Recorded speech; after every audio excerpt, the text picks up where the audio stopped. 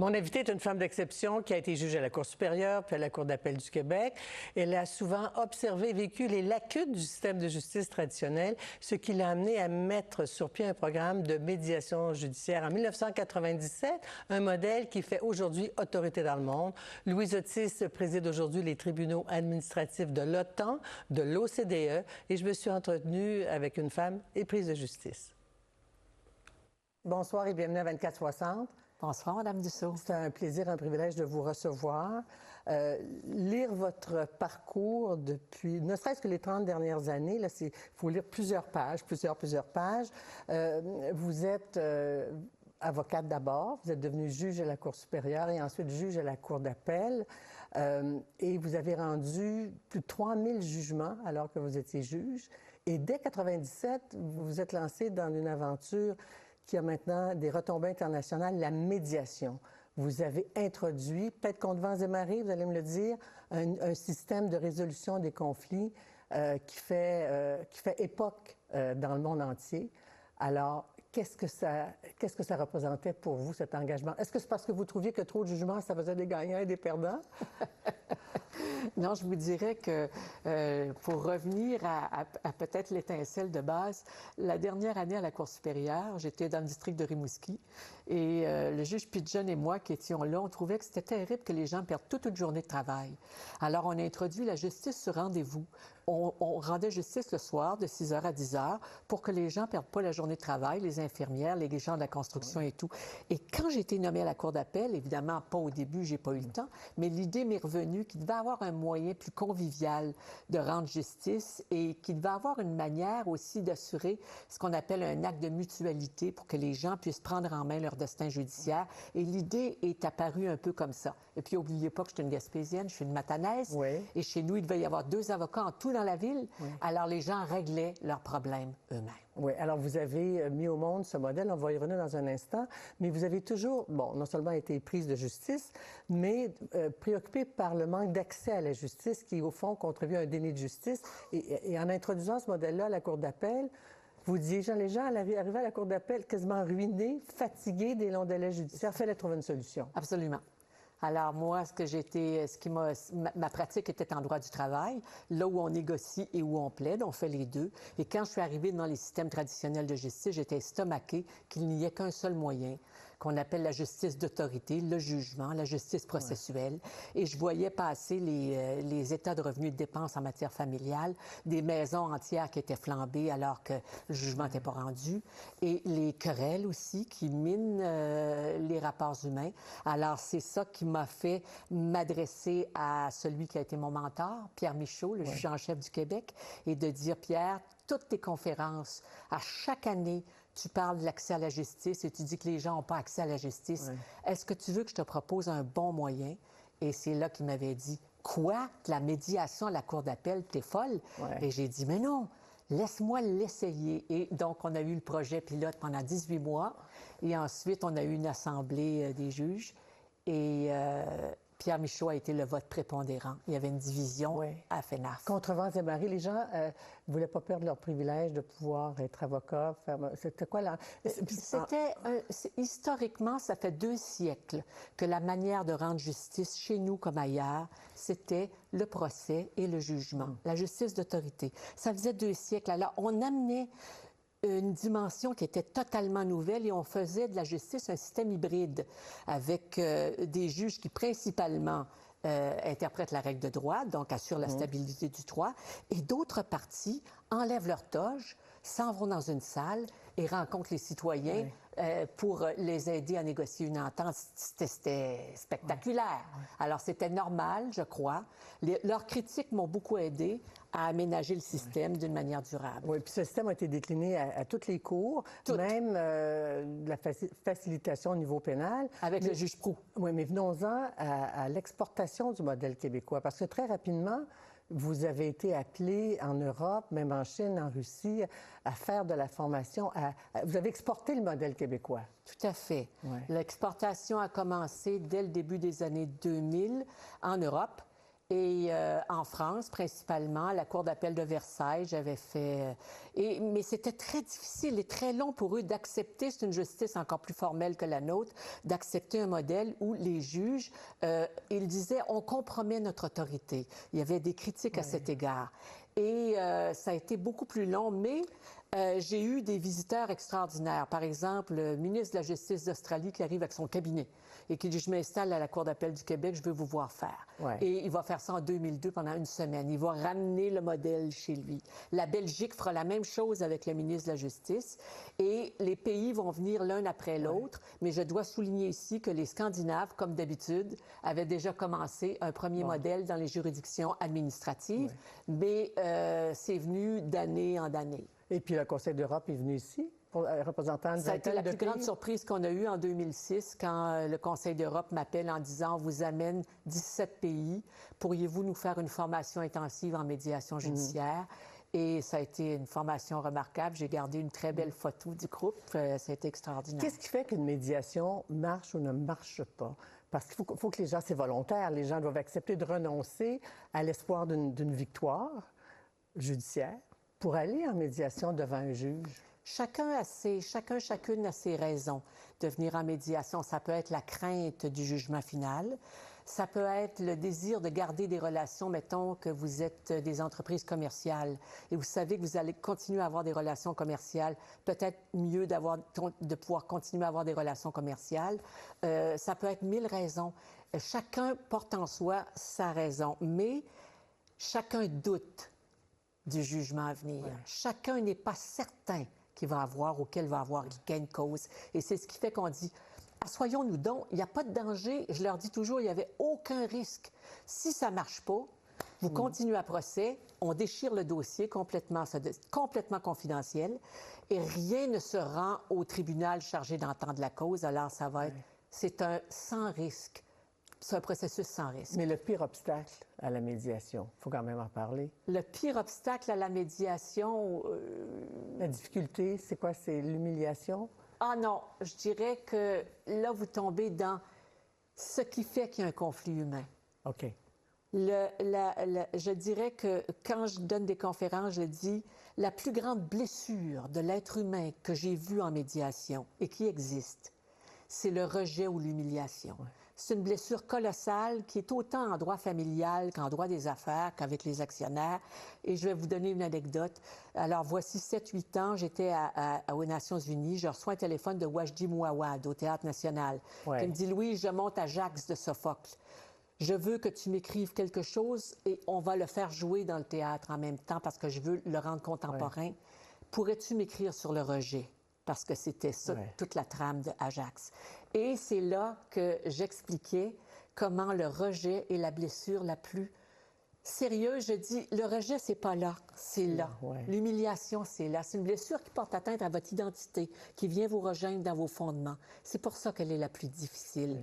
Et c'est celle-là que le médiateur doit reconnaître. Mais c'est le point de départ de tous les conflits. Tous les conflits. Alors, ça nous amène à votre, est-ce que je dois dire, votre dernière croisade, parce que la médiation dans plusieurs secteurs d'activité humaine, mais depuis déjà plusieurs années, peut-être même à notre insu, mais déjà en juin, vous écriviez avec Lynn Morissette, la biologiste, un texte en réaction à un conflit ici même au Canada entre les homards, en fait les pêcheurs de homards, les pêcheurs de homards du Nouveau-Brunswick et le gouvernement, en raison notamment des zones protégées pour les baleines. Et vous avez sonné l'alarme. Je vais là en quelques citations, si vous voulez bien. On est toujours en conflit avec notre planète maintenant. Qu'est-ce que ça veut dire, ça? La planète Terre nous a déclaré la guerre. Oui. Et j'aime bien, je vais vous donner ma phrase. Là, ici, au moment où nous nous parlons, vous et moi, Madame Dussault, nous sommes en guerre à peu près partout, là. Et je dis, les chiens aboient, la caravane passe. La caravane, c'est la planète Terre. Elle nous a déclaré la guerre pour une raison, c'est que nous avons réussi en 125 ans à détruire notre habitat. Jane Goodall le disait dans une conférence qu'elle a prononcée aux Nations Unies. Nous seuls, en un siècle et demi, avons réussi à compromettre la survie sur notre habitat. On est le seul mammifère qui a fait ça. Et je me dis, ça n'a aucun sens. Il faut ramener et réhabiliter le dialogue et la parole pour pouvoir contrer ce qui s'en vient, qui nous tombe dessus maintenant, jour après jour. Ouais, vous avez ici écrit aussi, mais ça c'était déjà en 2021, nous avons dépassé le stade de l'immédiateté. Nous sommes sur le point de dépasser l'état d'urgence. Il s'agit de la survie des espèces vivantes. 60 de biodiversité déjà atteinte en 100 ans. Vous avez 8 millions de tonnes de plastique qui rentrent dans vos océans par année. Je voyageais avec la ministre du Développement durable de Mauritanie quand je suis allée donner une conférence à la COP et qui me disait, vous rendez-vous compte que le Sahara progresse de 8 km par an d'ensablement et nous sommes responsables de 0,07 de l'empreinte carbone. Alors, c'est nous, avec les grands pays qui sommes responsables des CO2 en émanation, qui avons créé ce problème planétaire. Oui, votre grande revendication, c'est une unité idée internationale de médiation climatique inscrite, cette unité-là, dans un programme de l'ONU, puis vous aimeriez que le Canada fasse aussi un premier pas. C'est parti. On a commencé.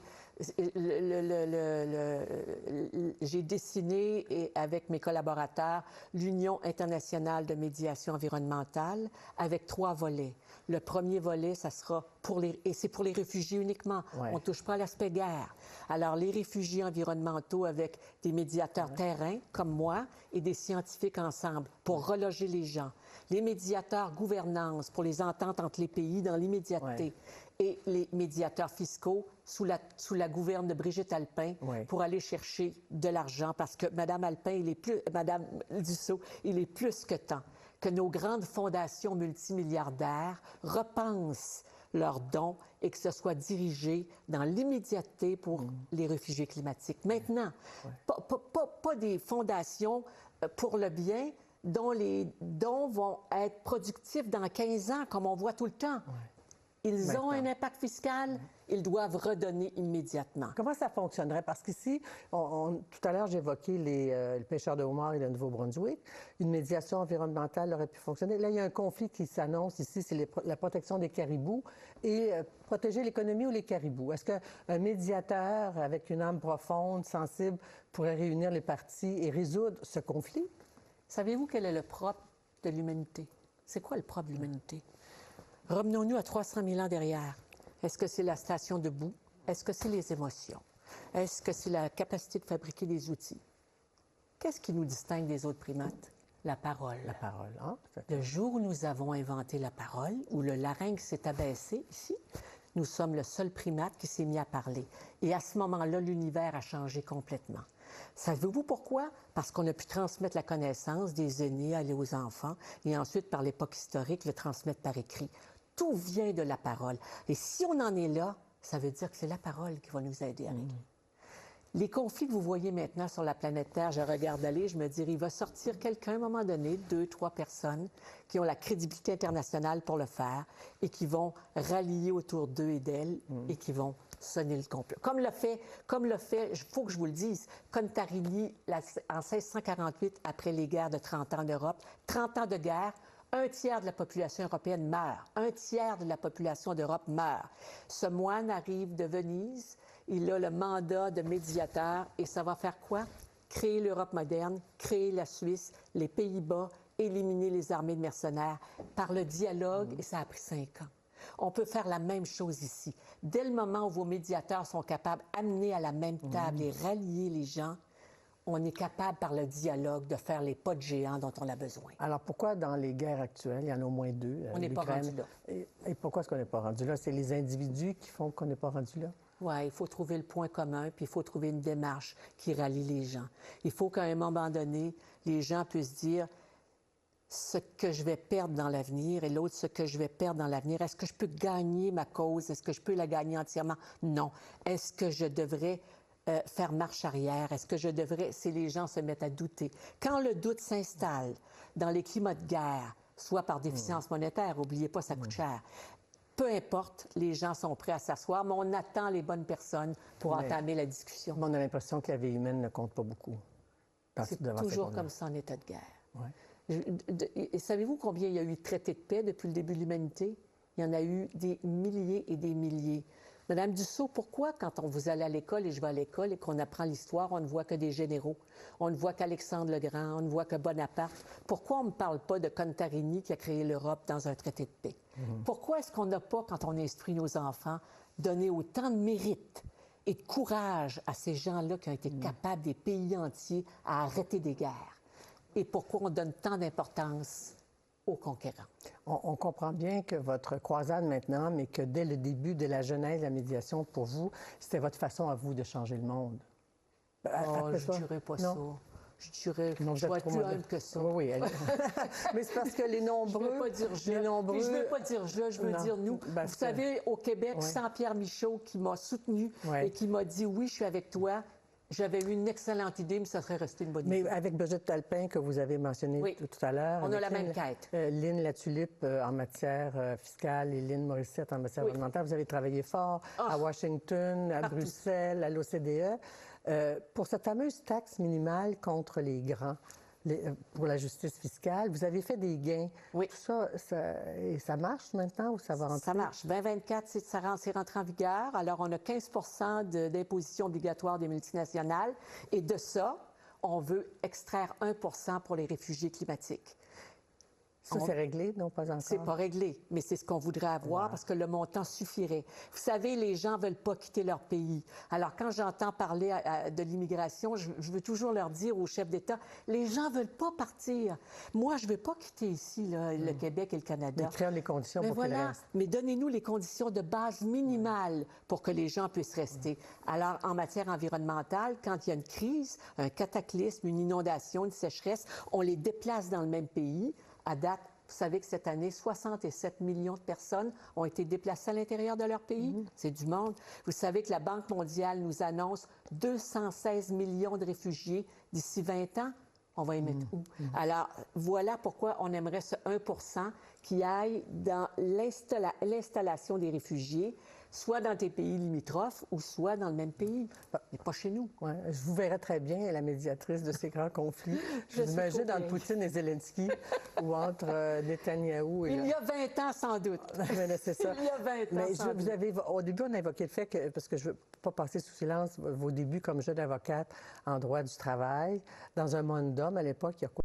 On peut le dire, peut-être une quarantaine d'années de ça? Oui, on peut dire... Pour les syndicats, oui. Ouais, on peut dire certainement 50 ans, 45-50 ans. Puis maintenant, vous êtes présidente... Il n'y avait pas de femmes. Non, c'est ça. Et vous êtes aujourd'hui présidente du conseil d'administration de la CNESST. Quelle évolution a connue la protection des travailleurs, que ce soit la santé, la sécurité? Comment ça a évolué, d'après vous? Très bien. Moi, la CNSST, quand le ministre Boulay est venu me chercher, au début, j'avais pas voulu, j'avais refusé parce que j'avais déjà le temps à l'OCDE, j'étais très prise. Puis il est revenu à la charge et il m'a obligée à retourner voir la législation.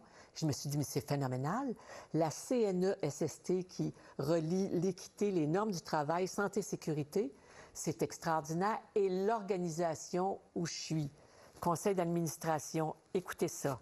On a les 7 grands patrons, dont la Chambre de commerce, la Fédération des indépendantes. On a les 7 grands syndicats et ils mettent au centre, M. Boulay met au centre un médiateur. Ouais.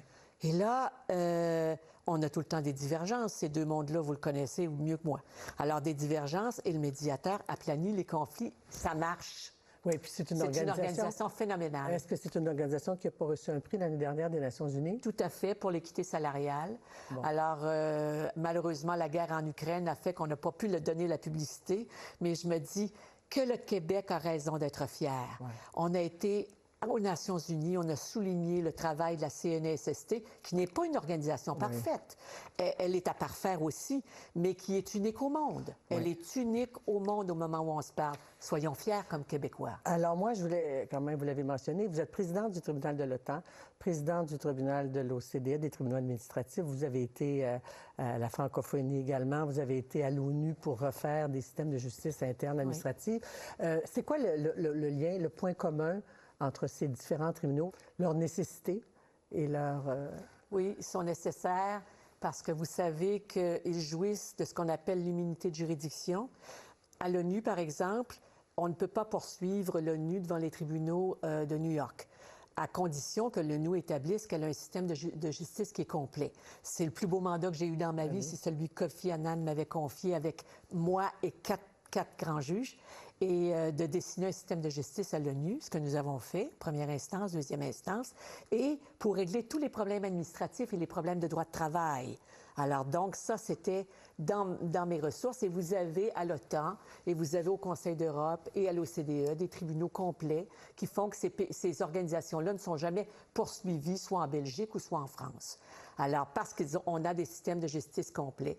Ce sont des poursuites de droit de travail qui portent beaucoup de droits administratifs aussi. Et quand j'y suis, je suis juge. Okay. Là, je reviens juge. Je ne suis pas médiatrice. Vous avez évoqué Kofi Annan, parce que quand vous êtes arrivé à l'ONU, à ce moment-là, vous portiez déjà le bagage de la médiation, puis il vous a remercié, je le cite, « Merci d'apporter à l'ONU le système de médiation du Québec ». Oui.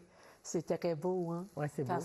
Parce que c'est pour ça, ils voulaient qu'on crée un système de justice formelle et un système d'ombudsman avec des médiateurs, et c'était ce dont j'étais chargée. Oui. Mais en cours de route, Mary Gaudron, qui a été certainement la juriste que j'ai le plus appréciée et admirée dans ma vie, première femme juge de la Cour suprême en Australie.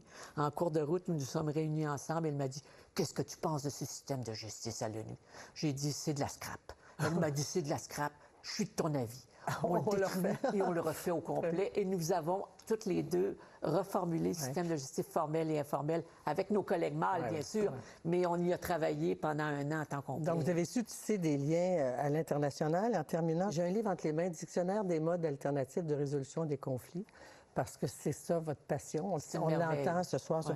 Et là, vous êtes cité là-dedans. Le Québec a plusieurs entrées. Et à la page 196, on dit la conférence de règlement à l'amiable, donc la résolution des conflits du Québec, s'inscrit dans le concept générique de la médiation et est un mode de résolution des litiges intégré dans le système judiciaire du Québec. Il s'agit du premier système de médiation judiciaire au monde couvrant toute la hiérarchie des cours. Et plus loin, bien, on vous rend hommage en 1998 là, pour avoir mis ça de l'avant avec Pierre Michaud. Au fond, de quoi êtes-vous le plus fier de toutes ces réalisations? Parce que vous avez plein de doctorats honorifiques, vous avez une reconnaissance internationale, des médailles, des prix et tout ça. Pas jeu. Non. Pas jeu. Ouais. Éliminons le jeu. OK. On est en période très difficile, l'humanité. On a commencé une période de transition. Je ne sais pas où on va. Je ne sais pas comment ça atterrira, mais c'est très dangereux ce qu'on vit actuellement. On transite d'un monde à un autre que je ne connais pas. Éliminons le jeu. Nous, ensemble, nous sommes. Je veux dire, je regarde le système maintenant que la France vient de mettre au monde. Son système de médiation judiciaire, elle vient de prendre le nôtre directement dans le décret du 19 juillet 2023. Ils ont pris le système du Québec, ils l'ont pris et ils l'ont mis en France à tous les tribunaux. Et j'ai dit au ministre de la Justice, ce n'est pas le système du Québec, c'est notre système. Il n'y a plus de jeu maintenant. La Charte du Mandé qui a été développée au 13e siècle dans le Haut-Sénégal pour tenter de lutter contre l'esclavage. Et ils ont écrit ça au 13e siècle. Rendez-vous compte, on est loin, là. Ils disent « Nous naissons entre des mains humaines. Nous quittons ce monde entre des mains humaines. L'ultime remède de l'être humain est son prochain. » C'est ça. Ouais. C'est nous. C'est nous. Madame Lizotis, c'est un privilège de vous avoir rencontré sur ce plateau de 24/60. Votre message est bien entendu et à bientôt. Merci. Merci.